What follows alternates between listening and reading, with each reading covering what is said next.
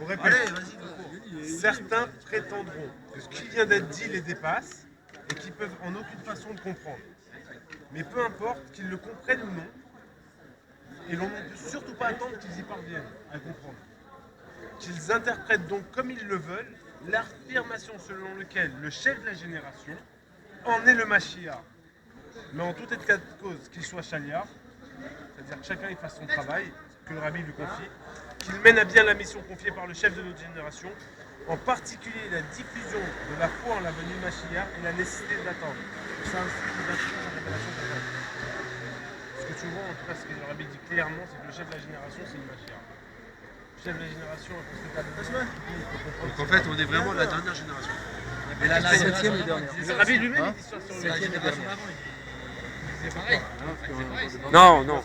Excuse-moi, ça c'était le 5 Tevet. On peut faire celui du jour, non? Non, mais avec. Je peux. C'est un scoop, c'est le rabbi qui dit ça, que tu comprennes ou pas. On commence sur le Non. Interview.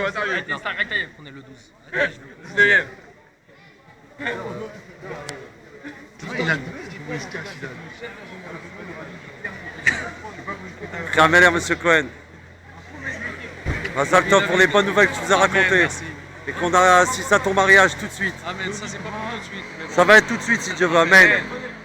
Alors celui d'aujourd'hui qui m'a donné, Tokoni m'a donné celui d'aujourd'hui. Ah, je garde. Allez. J'ai bien reçu vos lettres dans lesquelles vous me faites part de différentes réflexions de vos plans, notamment de vos préparations pour la venue du Mashiach.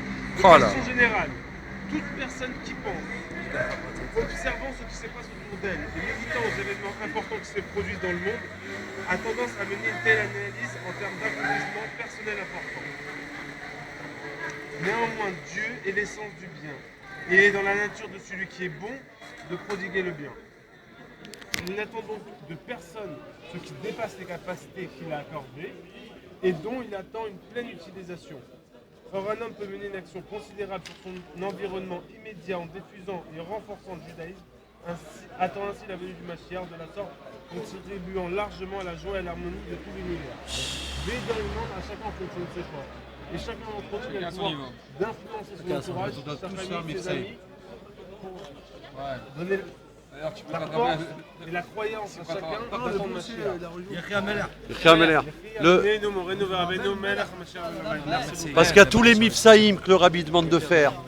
Mais le rabbi, la Nekuda, le point important qu'il a rajouté, si on peut dire, c'est que maintenant qu'a été annoncé l'annonce que Mashiach il a été choisi par Dieu, la porte de toutes les mifsaïm, c'est la porte de Mashiach. Ça veut dire qu'on met les tefilines à quinquin, on parle de toutes les campagnes de mitzvot du roi Mashiach. On doit dire que c'est pour accueillir Mashiach, c'est pour se préparer à la venue de Mashiach. Et Khiameler, frère. Alors, jeudi au Fabringen. Si quelqu'un voit ce film, faut m'appeler. Merci les frères, Yechia Meller. Au Fabringen jeudi pour raconter les miracles et les merveilles. Amen.